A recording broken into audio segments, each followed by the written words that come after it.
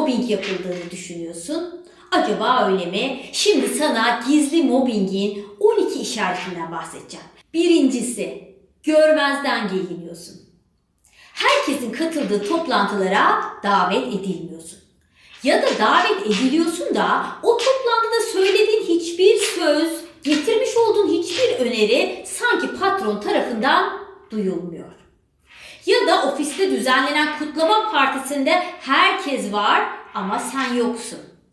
Ya da herkese gönderilen bir mail sana gönderilmemiş. Mail kutun neden boş? CC listesinde neden adın yok? İkincisi, izole ediliyorsun veya dışlanıyorsun. Bu fiziksel bir dışlanma olabilir ya da sosyal bir dışlanma olabilir.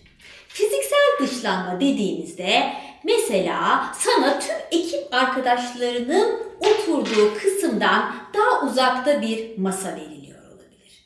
Ya da senin odan alt katta daha kıdemsizlerin çalıştığı bölüme taşınmış olabilir. Ya da sosyal dışlanmaya örnek vereyim. Herkesin katıldığı piknik gibi, gezi gibi, kutlama gibi sosyal olaylara herkes gidiyor ama sen gönderilmiyorsun. Üçüncüsü, önüne gerçekleştirilmesi imkansız hedefler veya deadline'ler konuluyor. Bu nasıl oluyor? Mesela bir projenin şu tarihte bitmesi imkansız ama senden bitirmen isteniyor. Veya bir parçadan, bir üründen günde sadece 30 parça üretebilirsin ama senden 50 parça yapman isteniyor. Veya da aynı hafta içinde üzerine 10 ayrı görev yıkılıyor ve hepsini bitirmen senden bekleniyor. Kendini bu durumda nasıl hissederdin? Ben olsam son derece sıkışmış ve çaresiz hissederdim. Böyle omuzlarım sızlamaya başlardı. Böyle kalbimde bir çarpıntı hissederdim. İşte böyle durumda ne oluyor? Böyle bir durumda senin bu çaresiz halin mobbing uygulayana senin üzerinde daha fazla baskı yapmak için geniş bir alan açıyor. Dördüncüsü, fikirlerin, çalışmaların elinden alınıyor.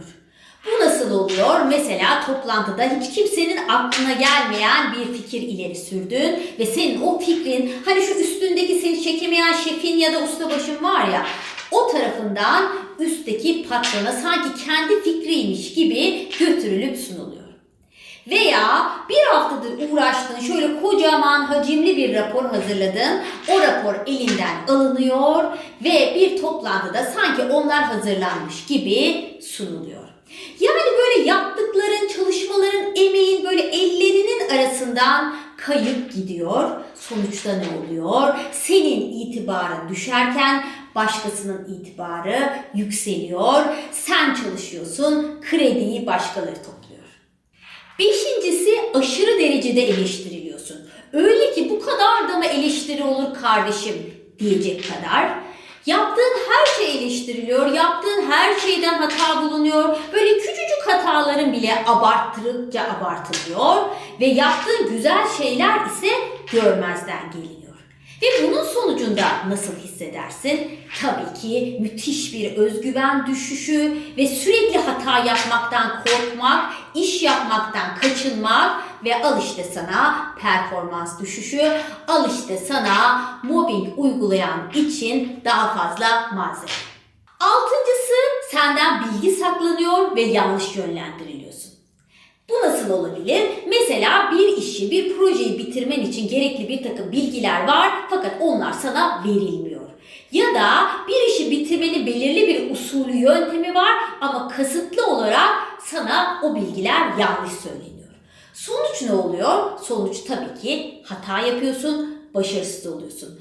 Bu da sana mobbing uygulayana daha fazla alan açıyor. Sana daha çok baskı yapabilmesi için. Çünkü her zaman hata yapanı eleştirmek daha kolay. Yedincisi, hakkında dedikodu yapılıyor. Özel hayatın, iş yerinde, böyle arkadaş çevrende ya da patron düzeyinde fısır fısır dedikodu malzemesi yapılıyor. Ya da yapmadığın şeyler yapmışsın gibi anlatılıyor. Sonuçta ne oluyor? Senin hakkında bir zamanlar olumlu düşünen insanlar dahi sana karşı bakış açısını değiştiriyor. Ve sen yalnızlaşıyorsun, itibarın düşüyor, itibarın düştükçe de motivasyonun, verimin, başarın hepsi azalıyor. 8.'si kariyer gelişimine engel olunuyor. Bu nasıl yapılabilir? Mesela herkesin katıldığı eğitimlere senin katılmana izin verilmiyor. Ya da kendini geliştirmek için bir şeyler yapmak istiyorsun, asla bunun için sana imkan tanınmıyor. Veya hak ettiğin terfi bir türlü sana verilmiyor. Bunun sonucunda ne oluyor? Aslında bunun sonucunda ipler senin üstünde mobbing uygulayan kişinin eline geçiyor. Yani kontrol artık tamamıyla onda. Seni isterse ilerletebilir, isterse olduğu yerde saydırabilir. Seni isterse mutsuz eder, isterse mutlu eder. Tam bir kontrol hali ve senin taraftan baktığımızda da müthiş bir özgüven kaybı ve müthiş bir yalnızlaşma. 9.'su tersine kayırmacılık. Aslında bu şu ana kadar anlattıklarımızın hepsini biraz içine alan bir kavram. Nasıl oluyor derseniz, herkes kayrılırken aslında siz kayrılmıyorsunuz. Yani herkese olumlu davranılıyor fakat size olumsuz davranılıyor. Başkası övülüyor, siz yeriliyorsunuz. Başkası terfi ettiriliyor, siz yerinizde saydırılıyorsunuz. Başkası eğitimlere şuna buna gönderiliyor, sizin hiçbir yere gitmenize imkan verilmiyor. Bunun sayısını istediğimiz kadar artırabiliriz. 10.'su özelliğinin elinden alınması. Bu nasıl oluyor derseniz, mobbing yapan kişi sizin üzerinize mikro bir yönetim uyguluyor. Yani siz artık onun tek vatandaşlı bir krallığısınız. Yani bir kral nasıl ki vatandaşı üzerinde her türlü şeyi yapabilir ise, mobbing uygulayan da sizin böyle her alanınızı, her hareketinizi kontrol ediyor. Ve bunun sonucunda ne oluyor? Siz aslında ona sormadan adım atamaz hale geliyorsunuz. Her yaptığınızı hata bulduğu için, her yaptığınızı eleştirdiği, kızdığı, bağırdığı, çağırdığı için siz aslında bir kukla haline geliyorsunuz ve özgüveniniz müthiş derecede azalıyor. Buraya kadar saymış olduğumuz gizli mobbingin 10 işaretini lütfen sadece örneklem olarak düşünün. Çünkü gizli mobbing o kadar farklı şekillerde yapılabilir ki bunların hepsini bu videoya sığdırmak mümkün değil. Ben size sadece can alıcı bazı örnekler verdim. Bir de şuna dikkat edelim. Mobbing iki türlüdür. Gizli mobbing vardır, açık mobbing vardır. Açık mobbing göstere göstere gelir. Yani mobbingi uygulayan kişi size bağırır, çağırır, belki hakaret eder, belki size darp eder, her türlüsü olabilir. Ama gizli mobbing çok sinsi bir şeydir. Tespit etmesi çok zordur ve aynı zamanda tedavi etmesi de bir o kadar zordur. Ama bir başka ayırıcı ve önemli nokta ise gizli mobbing daha ziyade yöneticiler tarafından yapılır. Çünkü gizli mobbing yapabilmeniz için elinizde bir takım yetkilerin olması gerekir ki bu yetkiler de aslında yöneticilerde vardır. Yani sizin eşitdaşlarınızın, sizin meslektaşlarınızın da size mobbing yapması her ne kadar mümkün olsa da daha zordur. Sizin meslektaşınız sizin terfinize engel olamaz. Sizin odanızı bir yerden alıp bir yere taşıyamaz. Sizin yaptığınız projeyi ulu orta eleştiremez.